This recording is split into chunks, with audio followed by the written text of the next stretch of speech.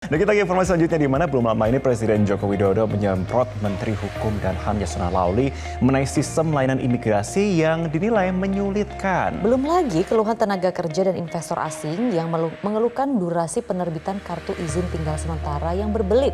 Lalu apa itu KITAS yang proses penerbitannya sulut marah Presiden? Kita simak informasi berikut ini.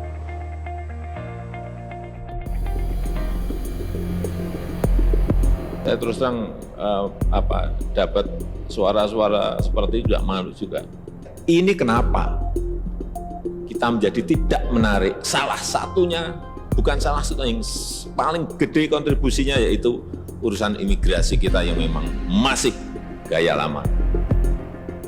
Memalukan, itulah ungkapan Presiden Joko Widodo menyoal layanan Direktorat Jenderal Imigrasi yang menurutnya masih saja menyulitkan karena sistem di dalamnya cenderung mengontrol dan mengatur. Pasalnya Jokowi tak sekali dua kali saja menerima aduan dari investor asing mengenai sulitnya penerbitan kartu izin tinggal terbatas atau KITAS. Lantas, apa itu KITAS yang proses penerbitannya mengundang kemarahan Presiden? Berbeda dengan visa yang jadi tiket izin masuk dan keluarnya warga negara asing ke suatu wilayah. KITAS, berujuk pada Permenkumham nomor 27 tahun 2014, adalah dokumen izin yang diberikan kepada warga negara asing untuk tinggal dan berada di wilayah Indonesia dalam jangka waktu terbatas. Waktu izin tinggalnya pun berkisar dari 6 bulan, 1 tahun, hingga 2 tahun lamanya. KITAS pun dapat diperpanjang sesuai ketentuan keimigrasian. Setidaknya ada 3 jenis KITAS yang dikeluarkan oleh Ditjen Imigrasi. Pertama, ialah KITAS pernikahan yang diberikan ke warga negara asing yang menikah dengan warga negara Indonesia. Kedua, ialah KITAS pensiun yang diberikan kepada warga negara asing dengan usia minimal 55 tahun yang ingin menghabiskan masa pensiunnya di Indonesia. Dan yang ketiga, ialah KITAS kerja yang dapat investor dan tenaga kerja asing gunakan untuk bekerja dan berpenghasilan di Indonesia. Maka tak heran jika KITAS jadi berkas maha penting bagi warga negara asing yang hendak tinggal dan bekerja di sini. Perolehan KITAS ini pun cenderung susah-susah gampang.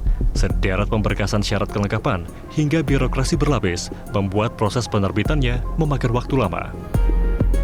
KITAS kerja misalnya, tahapan pertamanya ialah perusahaan atau sponsor yang akan mempekerjakan tenaga kerja asing diharuskan terlebih dulu mengirimi Departemen Tenaga Kerja Rancangan Penggunaan Tenaga Kerja Asing atau RPTKA.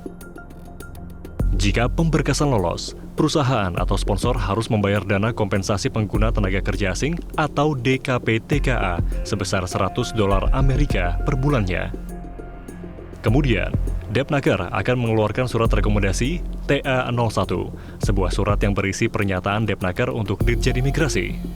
Sehingga, pemohon diizinkan untuk memperoleh visa kerja. Seluruh rangkaian ini diestimasi rampung 2 hingga 3 bulan lamanya. Pemberkasan dan proses dari instansi di luar Direktorat Imigrasi dan Kemenkumham seperti penerbitan surat rekomendasi saja butuh 5 hingga 10 hari kerja. Itu kalau tidak molor. Belum lagi, masih berlakunya peraturan perjalanan luar negeri di masa pandemi yang menimbulkan pertanyaan mengenai keterbaruan prosedur keimigrasian. Masih eksisnya aturan ini turut memperpanjang durasi perolehan surat rekomendasi. Dari shifting dari masa pandemi dan sesudah endemi jadi sekarang, itu memang ada satu hal yang masih dipertanyakan oleh para aplikan KITAS. Salah satunya adalah proses rekomendasi dari instansi terkait. Jadi proses rekomendasi ini sebelumnya itu memang diimplementasikan ketika masa pandemi untuk menyaring atau memfilter TKA yang masuk ke Indonesia. Hanya TKA-TKA yang mempunyai urgensi saja, urgensi proyek nasional, strategis nasional, dan lain-lain. Sehingga rekomendasi itu dimunculkan ataupun diaplikasikan. Tapi saat ini itu kan kondisinya sudah berbeda, kita sudah endemi dan juga PPKM sudah level 1, tapi sayangnya ini masih diberlakukan oleh pemerintah dan cukup banyak mempengaruhi timeline secara keseluruhan, di mana untuk proses rekomendasi ini saja kita membutuhkan paling tidak 5-10 hari kerja untuk approval-nya. Gitu. Baru kita start untuk RPTKA dan sampai ke KITAS-nya nanti. Pasalnya, penerbitan surat rekomendasi ini diatur dalam Peraturan Pemerintah Nomor 48 Tahun 2021, Pasal 103 Ayat 2 huruf A mengenai keimigrasian. Panjangnya durasi perolehan kitas juga diamini salah seorang pekerja asing yang pernah bekerja di Indonesia. Ia mengatakan, untuk dampak positif investasi dan transfer pengetahuan dunia profesional, pemerintah mestinya dapat mempersingkat dan menyederhanakan tahapan keimigrasian tanpa harus melonggarkan jumlah penerbitannya. I think if Jokowi wants to revamp the immigration process, I totally agree. It needs some revamping. There has been amazing improvement since Asian Games, like in 2018, and to now they've done a lot better job of streamlining for kind of e-visas, but there still needs to be more. And so I would love to see Jokowi and his team come out with like an actual timeline of, okay, we need to set like actual timelines in 6 months, in a year. We want to see this goal happen. We want to see this goal happen, so that investors and experts from abroad can really see something's actually happening and something's changing. Because if we want to see the economy in Indonesia grow, if you want to see investments, not only like capital investments and money investments increase, but also like worker investments, like where you're bringing in experts that can really train up Indonesian workers to become better and at a global standard, you have to streamline this process. Jika dilakukan secara mandiri, biaya pengurusan kitas berkisar dari Rp750.000 hingga Rp2 juta, tergantung durasi tinggal. Jika tak ingin dipusingkan dengan birokrasi imigrasi yang kerap berubah, aplikan dapat menggunakan jasa konsultan layanan visa secara keseluruhan. Namun, mereka harus merogoh kocek lebih dalam, yakni Rp5 hingga Rp15 juta. Agar dapat bersaing, imigrasi Indonesia harusnya dapat mencontoh negara tetangga dalam hal efisiensi penerbitan visa kerja, seperti Thailand, Singapura, dan Vietnam yang durasinya tak lebih dari 1 bulan. Sebelumnya, kompleksitas dan panjangnya penerbitan visa tinggal dan kunjungan membuat Presiden Jokowi gusar.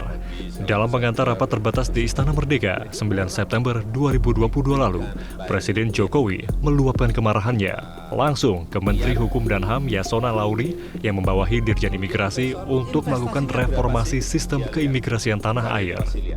Presiden juga mengultimatum Menteri Yasona untuk merombak struktur imigrasi mulai dari puncak pimpinan hingga bawahannya. Auranya yang saya rasakan itu, imigrasi ini masih mengatur dan mengontrol. Sehingga apa? Akhirnya apa? Menyulitkan. Ini yang dirubah total harus. Yang seharusnya auranya adalah memudahkan dan melayani. Harus berubah total. Perlu dirjennya ganti, bawahnya ganti semua, biar ngerti bahwa kita ingin berubah. Kalau kita ingin investasi datang, turis datang, harus dirubah. Meski sudah ada langkah maju, reformasi badan keimigrasian masih harus menunggu penetapan Dirjen Definitif yang memiliki kewenangan lebih besar untuk mereformasi sistem keimigrasian tanah air. Setelah disemprot Jokowi, akhirnya Kemenkumham melalui PLT Dirjen Imigrasi menerbitkan kebijakan baru. Melalui surat edaran yang terbit Selasa 20 September 2022, Direktur Jenderal Imigrasi mengumumkan pemangkasan proses pembuatan izin tinggal yang semula 14 hari, kini menjadi 2 hingga 4 hari kerja saja. Kebijakan ini ditujukan untuk meningkatkan arus investasi asing di Indonesia dan meningkatkan kedatangan wisatawan mancanegara. Pemangkasan proses izin tinggal ini meliputi perampingan tahap identifikasi, verifikasi data, dan pengambilan data biometrik seperti foto dan sidik jari aplikan, terhitung sejak dilakukannya pembayaran biaya imigrasi sesuai peraturan perundang-undangan. Pemilihan Dirjen lewat jalur lelang jabatan pun prosesnya tak kalah lama. Sejak Dirjen Imigrasi Joni Ginting pensiun pada Juli 2021, prosesnya masih jalan di tempat. Berlangsung sejak 10 Agustus, proses lelang jabatan yang kini masuk tahap uji kompetensi dan wawancara juga masih harus ditunda pelaksanaannya hingga waktu yang belum ditentukan. Namun setidaknya ada 10 nama yang lolos dalam bursa Dirjen Keimigrasian yang baru. Latar belakangnya pun beragam, mulai dari pejabat Kemenkumham, Kemlu, militer, polisi, hingga pakar.